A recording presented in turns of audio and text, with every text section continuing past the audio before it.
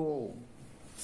Angsa, kasi hana mamalasu ay natamba the taste of any hilsa ilisa abang mahaw ikan banyak semua kudemongi ani suba sarut ay sitake ay matam lekanina yang tumatawag ke iklendo su ay hana su samari magpire ano yang pinakita no lusno mo rezake insiko saji mani ga amati mapa kana sawpon na pasale pasale ni manto ni gaise pasale hana habis mo ko nga habi mi hagod na dinga tawa misa nga dinga kasi ay ngan ba kung ani ama ani mo tawo ka ng pujalis aso na para tulen zanas ba ko na kana sa mapasi lang kulli pasana hi thawi aso mo tharpa si mo ko iswa padre ka para trabida mo ko si hangga gadi masagi ko na nonga dai dang masagi ko ni mara tulen torbanda ta bang masagi mahadeva kurum basina mahadeva ning basina zai bona nat khai bu konjel ji la ko de ni ma ko ji nonga de we khame asun kham ko de ni ma ko si amara nong so li nga pa de last da alo we ma ko na mara tulen gi kha ma ke da kham gi nawrem ko ta ma kham ji da ko na ka thokil laga sum yeng tadi like phabana by the people drifting a little further near the embankment of the Nauren people they have becomes lucky Nauren family magita Nauren kundar is the rather than the masagi like phaba dawa inside the nets come say not to bunde to not to bunde si to bunde the manade na kara man khanja khaya lamani inside the nets they could see a one surface of considerably a big size ka willing and ka ringly kadang sai ko yi asuba ilisa amka sai naurem koluta iba jaga da bara tu da mai to ke ko la kana ngal sumudo kana sumudo di ka the willing and ringly ngasi the presence of the father and the son filled with joy. Kaharap sai lagi ngan na tolo pudi padga positive atang mga ngam na mahaw iba miyan na pa na ngam para ko sida bapa masagi matugo nuai bagi ka masagi asama ka ugo pangi pandas masana hari ni ko manina manis with the nature of sudden exclaim manisi magi pokpada ki bagi habitual character from one se kai no mi na ran ni na ta na to kai ngum to boda tin je ban man ka pa dai ma ska da ko to da na ilisa pa bu da gi ma hai dai khang da hai dai ka wow ka very nice we will be tasty ka father baba pa sin ha ni mo sin ha is keep silence it's not good to speak like that ka ma pa ni sai ka kogi manipur dadi sugum manga hos ko chok da hos ka sugum ma bakal gi to ba haruni ha bi hai di hai ni pa la to lepo to ngam na sugum na wanga ka the father ka sex ka ma from pa bi se ni adu wanga no phati nang feelings the presence of somebody coming down the embankments ka na ma koi par ka na ba khra so na phom si la ani ha ma koi khangami they look back and see the thoughts of men of the Nauren family watching them attentively. Mo ko sum yin thora mo ta badi Nauren family dugi ko lo tu dugi pa ma kha yin nu le ni ya na la ama ko de ko ki taw pham ni ma pham ni he calls Mani's father Mani ko ni ka sa Nauren ni gol te ni Nauren hal ma ko ni mo ma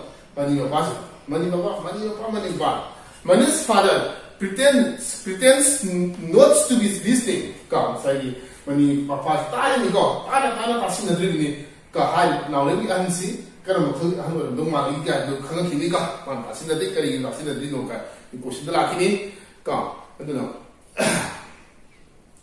this thing as his personal equations are not good with this man adu na sai mo mo to ma hai ko ri ko music na ri han si ka ma si खतम वाले यानी तो है का सही मनी की बापा साहब खर यानी दे का यानी भी बरम खरा इरकिनी सी का he knows that he would ask to buy the piece ka so so dra nga si leigi hairani ma kawai ku nawring an sta ma won gi saudi nga si leigi so hairani ha si mani thang ka but he would never give the proper price so ma le khang ba gi han ni ma won ma ti na mi nga si pha na ma ni wol ga yo ni pe cha tu ma mu bu da ri asu ku na ma ng sai han ni ma mo ma mo le re mo ni le ma tam da mana ai pa ma piu si pa ni piu ha da pa pung mana mana pi de ba han ne ka am na li ja ba mana tung mana ngam ma harau ja ba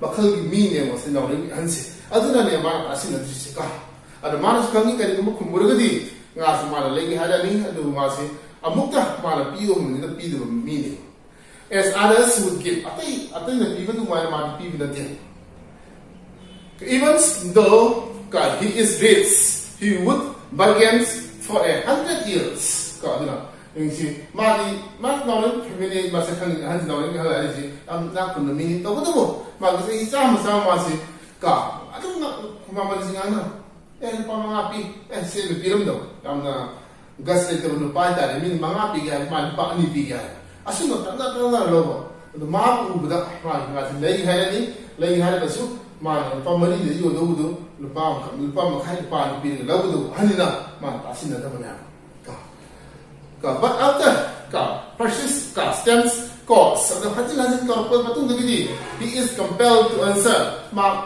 pa kum bi ba ka what is the method uncle ka kai le ta da the old man says now let me how many pills have you got ka sai ka mas nga kyam parage na hai ni ka halo bisna an nawin kan sina ka kya parage kyam parage let me buy once amma de ngona le heluna since the stoppages of the import of pieces from Pakistan my tongue has dried and health to standards kanami of kamas haris Pakistan haris si matamamda Pakistan Bangladesh Pakistan manu chalati na barak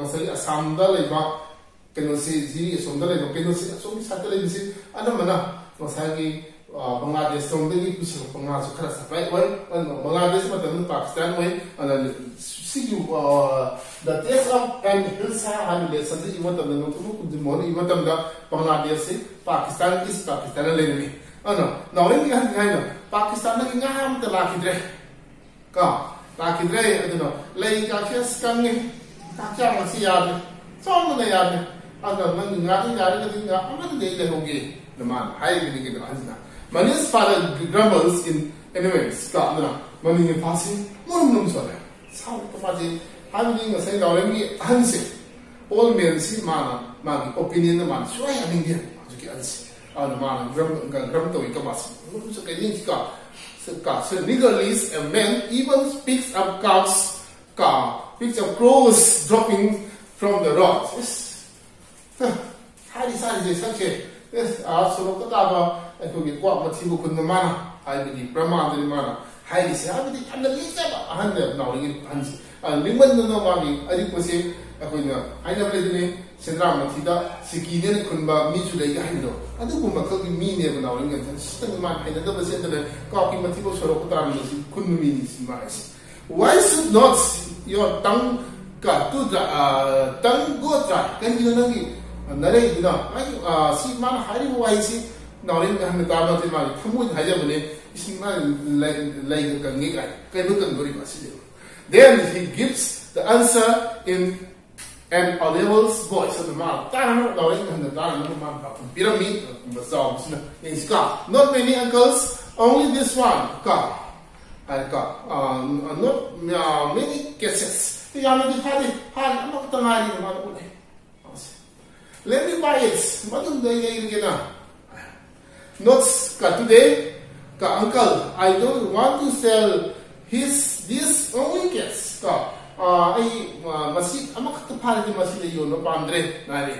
Seeing the obstinacy, the old men of now family does not continue. Asuna man si ay yon pa mi ma ta ne ya padre har ko de gidi yu una na rim na handu ka ta ki when the father is mumbling, that's the meeting of this man who will spoil the luck. Hans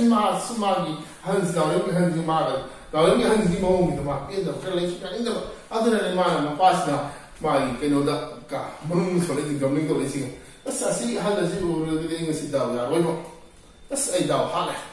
that's the son says, my Masada Padasu, Katang Hairi, I'm the bomb Kapuki, Hadim Mawani, and Mapan Hairi got Suna, I also don't like this man. I should see, I will say, Yadindi. Their son, Tomal, beat me, the day before yesterday, I do, I must. You know, I see I had a see Masano Pat, Tomaldo, but I will put it. Say Janidi, I did Masagi, Mr. Jung Mata, Masagi, Mr. Canano, Masagi, Massage in the head, Tauragadi, Masada, Minga, Masagi. Momato, Taka to Mido, Masagi, Saudi, Masamani, and Sujanindi, Cardin and Mananindi. The Sal's words cannot be completed, and announced was the notion bringing up as they are interrupted by the father's grumblings when he has seen a fish being caught in the net of Rahimuddin's and his son for others see they catch thus after arriving. Assume the Masana knowledge family Magi Masana name food is about the Mabudo, like partly Masagi Mani, Mapasna, Murmuson, the Hawika, yes, him with the Lord to Mapasa, I quit in the Saturday, I'm not going to me, the laugh of Paddy, I believe. One arm cut the week, I demand down, listening. The Himudils make a call after keeping the pigs. And the Himudin now has seen Matunda, highly in the South with Kori money,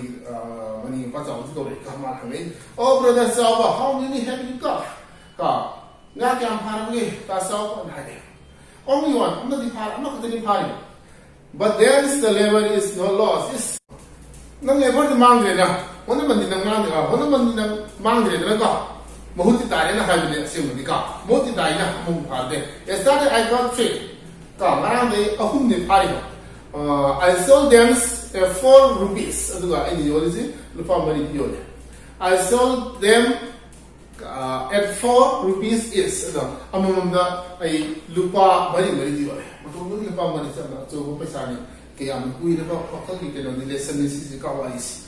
Yes, if I sell it, I may get some money, but I won't. My daughter's salary is in an advanced stage of pregnancy. I want to give her treats of a nice meal. I did if I sell it, I may get some money. But I won't pay you a little. My daughter's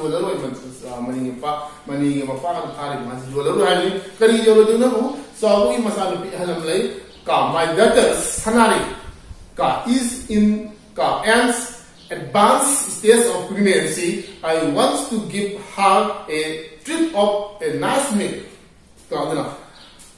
Masaya ko Manipur gi sanabida mate gi sanabida masan bi masi ato sa ge luhung khaga sagi tha na pura ko matam se sa ko no bi sanabi amale aduna saw gi masan bi si mayum pa ga ni anga na pura ni tha pa ko ge aduna ha mi se tha pa ko sa masan bi sa ko ni aduna manam ga ma ngam ta pa re hil sa ata mo ko gi sa ba re masan bi de fi je ge ha bi ma gi thamoi ga amale.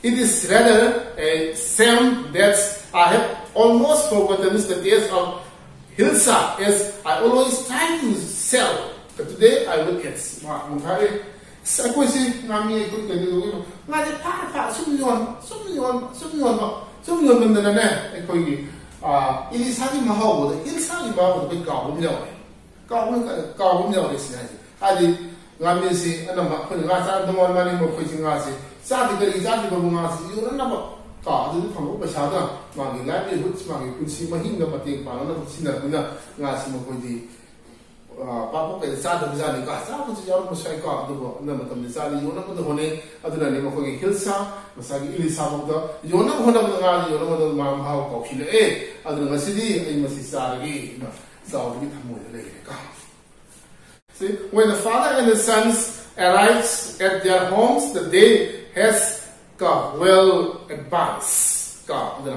Masagi Mabayunda Yore, Mayunda, Mamma, Yoro Matamadi, Masagi, Ayumdo, Zakibani, Ayum and the Zakibani, how you did Mokoin Halabasi, from Nipan Mapal Mutan Munishwashika.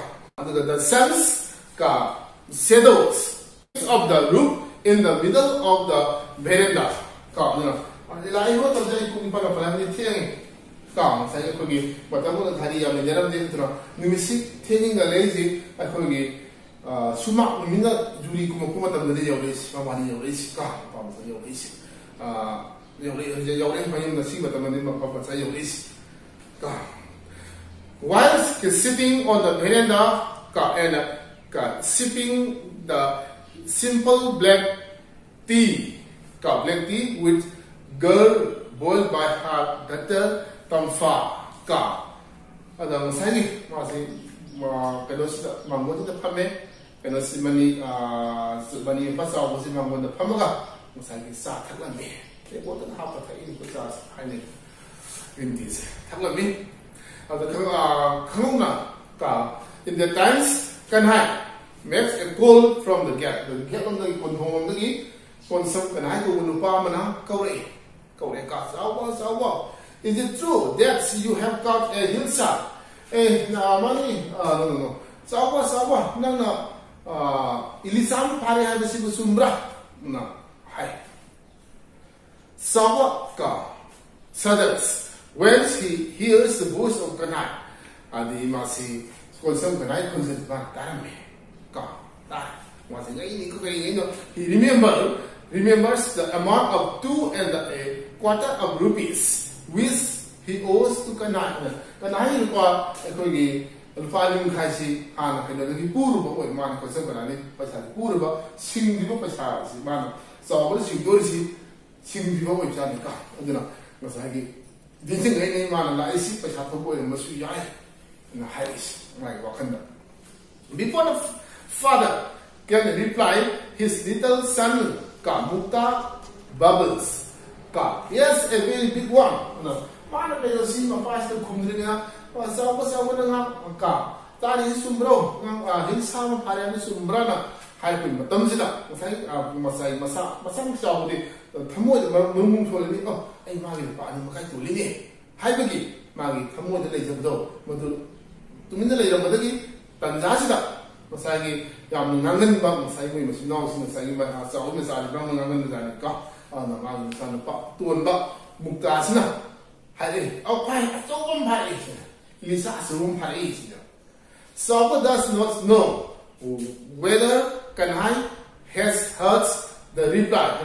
Masano pana asum pai hai bisi kosong kana taramo hai bisi ma di thangam dia taramo na di thangam dia aduna whether Kanhai has heard the reply of the son or not, but he scolds the son. He got, hey, you boy, hey,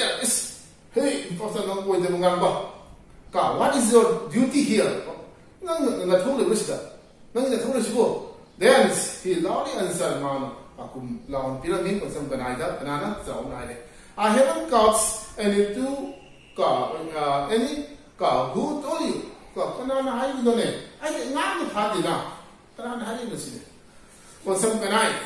Kanai goes back saying, all right, if you don't catch up, Mukta talks to his playmates, Tomcho. Masaya Nana, Mukta Pi Bangani, or the Mama Sanamina, Mamma, Tomcho Hanami. mukta kana mukta sawi masani pa atom mani ma pa ya tul ka we will eat Hilsa a short while length and he measures the size of the fish with his little hands ma tom so ga mukta thai ni singa sin koi acho ba Hilsa masar ni ga makut su chawi sum jaw haw ni hai ba yam kal kaman ki sao phang je ni hai bu wa khnu da man ma na ba tom so what is diram ni ga si mata sa this was big. It is cuts from the river Ka. The man is Kam Sawi. Sing to the Tari, the Kamadi Sawi. Kam Sawi, do you have any Ka? No, is like Raha Kama. Kamukta, Geser, which eyes and ends with speaking. At the Makudo Mambilo Masao or Kamamanams to Mahai. Then his sister Tampa comes out with the hookah for her father. Hida Putore, Mapagi, Grana, Tampa, Masan Piti Tampa in the car. On Putore, Hida Putupat Pyramid, and giving car. It's informed the hiding her father, there is no rise for me. Now, what is to be done? God, I'm a champion. That's what we have. Baba, Massing phone of the Jimmy, Kakadoushi, no, Masan in the Sunhai. Soon I put him a part of my number. I think so, and it's about the yes, and Hilsa, and it's about Takamu, let me stop here, the dance. Another day, I will teach you the next lesson, the test of Hilsa. So.